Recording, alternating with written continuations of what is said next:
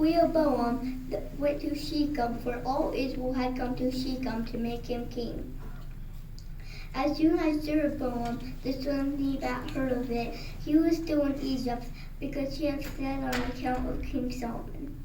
Jeroboam came back from Egypt. Then they sent for him. And Jeroboam and all Israel came to Rehoboam and said, "Your father made our yoke harsh, but if you make the harsh service of your father easier, and you lighten the heavy yoke he put on us, we will serve you." At this he said to them, "Return to me after 3 days." So the people went away. King Rehoboam then consulted with the older men who had served his father Solomon while he was alive, saying, "What advice would you give on how to apply to this people?" They answered him, "If you are good to this people and please them and give them a favorable answer, they will always be your servants." However, he rejected the advice that the older men gave him, and he consulted with the young men who had grown up with him and who were now his attendants. He asked them, "What advice do you offer on how we should reply to this people who have said to me, make the yoke your father put on us lighter?" The young men who had grown up with him said to him, "This is what you should say to the people who have said to you, 'Your father made our yoke heavy, but you should make it lighter for us.'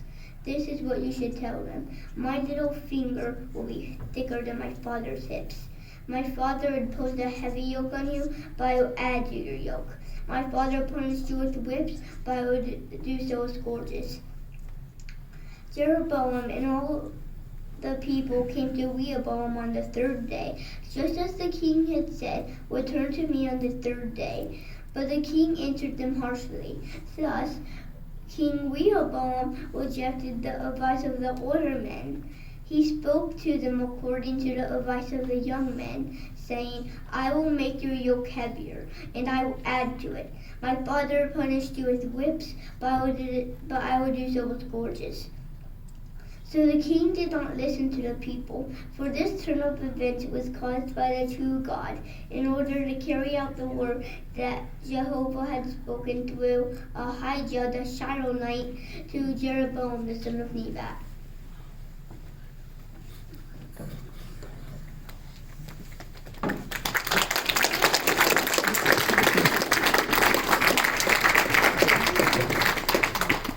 Thank you very much, Jeremiah, for all that effort that we know you put into that. And the goal of your reading this evening was conversational manner. And what do you think? Yeah, I'm seeing the heads nod up and down. When you were reading, we could tell when it was an individual, when it was the narrator, when maybe the individual had something strong to say. And so in the how to do it part of conversational manner, it says, if you plan to read from the Bible, get to know the passage well. And you knew your material well. There were some examples, like in verse 8.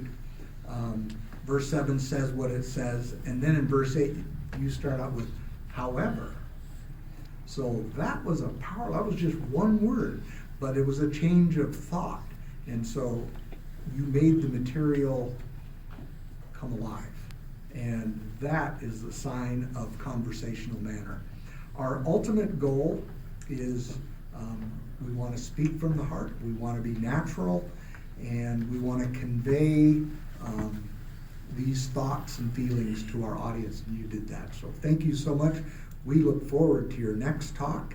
And with eager anticipation.